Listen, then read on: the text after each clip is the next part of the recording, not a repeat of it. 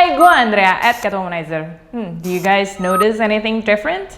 Yap, hari ini kita akan ngomongin tentang breast augmentation surgery atau operasi payudara. Jangan lupa subscribe dulu di Catwomanizer. Let's talk about boob job. Disclaimer dulu sebelumnya. Yang pertama, semua yang gue utarakan di sini adalah based on my own research dan juga pengalaman pribadi gue sendiri. Yang kedua, gue tidak disponsor oleh siapapun atau klinik manapun. Sebenarnya there's no specific reason, kayak gue pengen aja. Karena tahun lalu itu gue kebetulan ngeliat one of my Insta friends, namanya Bridget, dia udah ngelakuin boob job di Korea. Dan dari situ gue penasaran dan gue tanya-tanya dan kita ngobrol dan akhirnya dia juga ngasih lihat foto-foto before after dan juga during recovery. Dan dari situ gue udah mulai mikir, tapi itu kan tahun lalu. Nah, dari situ kebetulan bulan Juli itu gue ketemu salah satu temen yang akhirnya dia merekomendasikan dokter yang melakukan operasi payudara dia juga di sini. Kebetulan dokternya di Jakarta. Jadi ada banyak dari kalian yang juga akhirnya nanya, Cici katanya self-love, katanya self-acceptance. Kok masih oplas juga? Apakah gara-gara insecure dengan ukuran sebelumnya? Jadi gini, based on the photos that you can see for yourself, I was secure enough to go braless even with my A cups. Jadi buat gue, honestly, ini operasi implants gini, it's no big deal for me. Buat gue tuh, I do it because I want to. There's no specific reason, jadi kayak gue kalau nyalon terus gue minta, rambut gue ganti jadi warna biru dong, misalnya seperti itu. Buat gue alasannya sesimpel itu.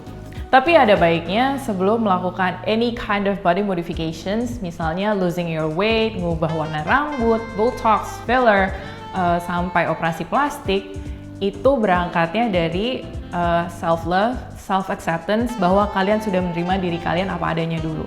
Because there's no guarantee that you would feel better about yourself ketika kalian sudah melakukan semuanya itu. Kalau kalian awalnya insecure, nggak ada jaminan kalau kalian akan merasa lebih baik ketika kalian sudah melakukan semuanya itu. Misalnya gini, yang banyak gue dengar adalah ketika kalian misalnya overweight dan kalian olahraga, diet mati-matian sampai kalian akhirnya turun berat badan. Tapi yang banyak kejadian adalah karena kalian awalnya insecure dan akhirnya juga ketika sudah mencapai badan yang ideal menurut kalian, tapi kalian tuh tetap mikir kayak, I'm still a chubby girl inside, kayak siapa yang bakal suka sama gue, kayak gitu. Lagi pula guys, self-love dan self-acceptance is not a code word for do not ever change anything about yourself. Kalau kalian mau melakukan sesuatu yang bisa membuat kalian merasa lebih baik, why not? Jadi pertama kali itu gue konsultasi sama dokter Irena Sakura, kliniknya ada di Casa Lovina, lokasinya ada di Bintaro. Dan ini berdasarkan rekomendasi teman gue yang sudah operasi payudara sama dokter Irena. Nah, biaya konsultasinya sekitar 450.000 dan dari situ dia ngasih gue harga 72,5 juta. Harga tersebut sudah termasuk compression bra yang memang nanti harus dipakai selama 2 bulan setelah operasi. Compression bra-nya itu harganya 2,5 juta. Beberapa hari kemudian, gue konsultasi dengan dokter yang kedua, yaitu Dr. Lawrence Supit. Dia kliniknya Beautiful di Pakubuwono. Nah, ini berdasarkan rekomendasi dari salah satu teman gue juga yang udah melakukan operasi payudara sama Dr. Supit. Kalau di Dr. Supit, harganya 75 juta, tapi akhirnya gue memutuskan untuk ke Dr. Supit aja karena gue merasa lebih nyaman dengan Dr. Supit. Nah, harganya sudah termasuk compression bra yang tadi gue bilang seharga 2,6 juta dan termasuk juga konsultasi follow up, jadi kalian gak harus bayar lagi. Sebelum operasi, seperti biasa, kalian harus check up dulu. Nah, check up-nya ini juga otomatis perlu uang juga. Kalau gue waktu itu check up-nya di Siloam dan Biomedica. Selain cek darah secara menyeluruh, check up yang wajib juga adalah USG payudara. Tapi karena gue melakukannya di saat pandemi seperti ini, jadi ada 3 tes lagi yang wajib gue lakukan, yaitu rapid test, PCR, dan juga CT scan thorax. Dan total yang gue habiskan untuk check up itu kira-kira sekitar 6 jutaan.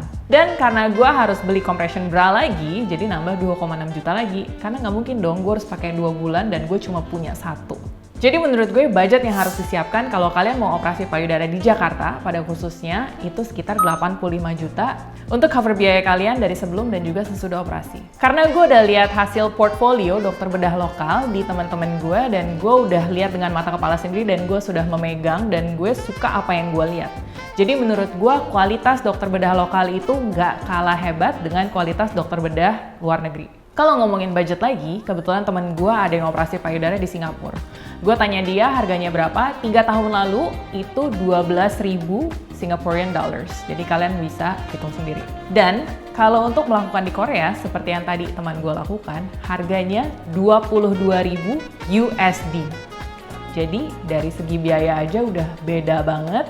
Dan satu lagi, di Bangkok harganya 50 jutaan. Karena gue anaknya nggak mau ribet, apalagi untuk melakukan prosedur medis yang tergolong cukup riskan, makanya gue memilih klinik yang ada di dekat rumah gue supaya gue juga bisa dibantu, dijaga oleh teman dan keluarga. Sedangkan kalau kalian ke luar negeri, kalian minimal harus stay di sana sekitar 2 minggu untuk check up lagi. Kalian juga berarti harus spend uang lebih untuk akomodasi, transportasi, dan lain-lain. For the record, gue berangkat dari Cup A dan goal gue adalah untuk menjadi Cup C. Tapi sekarang juga, ini baru 5 minggu, jadi sebenarnya belum ketahuan juga gue akhirnya Cup B atau C.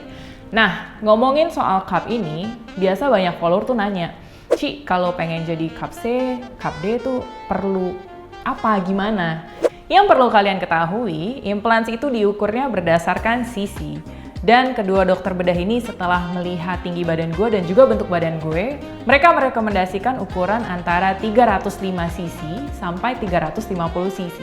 Tapi akhirnya setelah gue riset, tanya teman, dan juga konsultasi dengan dokter Supit, akhirnya kami berdua memutuskan untuk settle di 315 cc. Ngomongin ukuran, antara gue dan kalian itu pasti berbeda. Kenapa? Karena bentuk badan kita nggak sama. Jadi untuk menentukan hasil akhir itu banyak faktor yang harus diperhatikan, yaitu tadi tinggi badan kalian, berat badan kalian, bentuk badan kalian keseluruhan, terus ukuran payudara asal kalian juga. Jadi nggak mungkin dong kalau kalian misalnya dari ukuran A tiba-tiba mau ke G.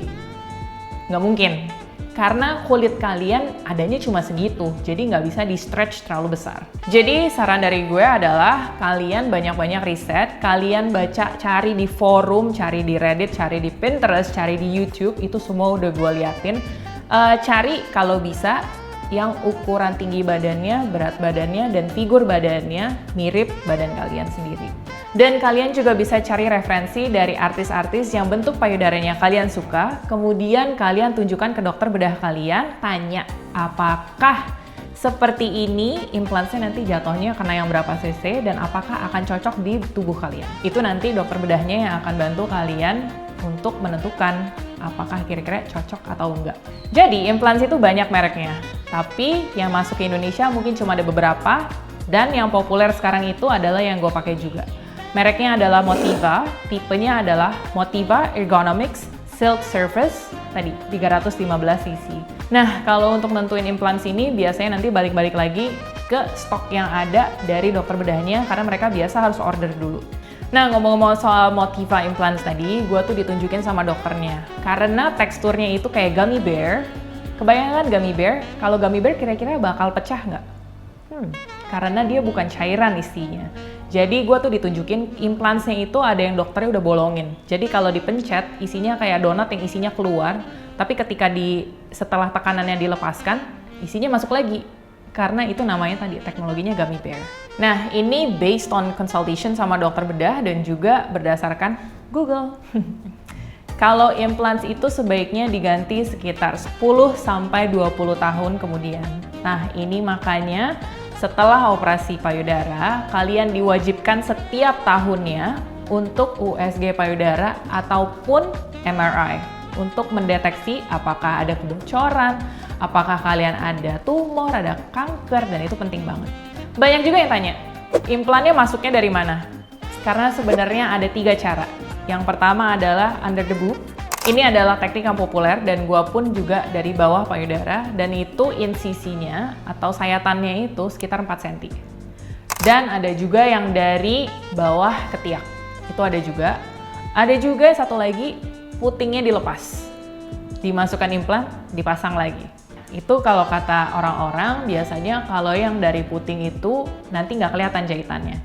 Kalau kata orang-orang juga atau kata dokter bedah, itu kalau yang di area ketiak itu, kalau kalian bekas lukanya misalnya, kalian ada bakat keloid misalnya, ya kan jadi kurang estetik dong kalau kalian angkat tangan, terus ada benjolan di situ atau ada tanda. bahwa kalian pernah disayat di situ. Jadi memang yang paling aman dan paling ketutupan sebenarnya dari bawah payudara. Dan kalau ngomong-ngomong soal ada keloid atau cara menghilangkan bekas lukanya itu gimana, sejujurnya kalau for me, gue tidak memakai krim-krim apapun. Karena gue nggak peduli ada scar atau enggak. Tapi mungkin buat teman-teman yang concern, ada krim-krim atau gel-gel yang kalian bisa pakai untuk membantu menyamarkan bekas lukanya. Tapi perlu diingat, everyone scars differently. Jadi gue masuk ruang operasi sekitar jam 10 pagi dan jam 1, jam 2 siang gue udah terbangun di recovery room dan itu sudah dijelaskan perawatan post-op atau setelah operasi. Tentunya, layaknya semua operasi yang menggunakan anestesi umum atau bius lokal, kalian wajib puasa sekitar 6-8 jam sebelum melakukan operasi. Setelah operasi, dan ini nggak cuma di Jakarta aja, kalau kalian operasinya di Korea, di Bangkok, di Singapura, dimanapun setelah operasi payudara, kalian akan langsung dikirim pulang. Jadi waktu itu setelah gue operasi pun, gue masih bisa ya sekitar jam 3, jam 4, akhirnya gue lunch sama orang tua gue dulu ke mall. Dan rasanya nggak berasa apa-apa sih sebenarnya karena tadi painkillernya kencang banget. Tapi gitu udah sore nyampe rumah akhirnya baru berasa capek, lelah, lemes banget. Dan rasanya agak sesek. Tapi nggak terlalu sakit, agak sesek aja karena satu implants yang tadi gue pakai itu adalah 315 cc yang berarti itu kira-kira sekitar 1 kaleng Coca-Cola di satu dada.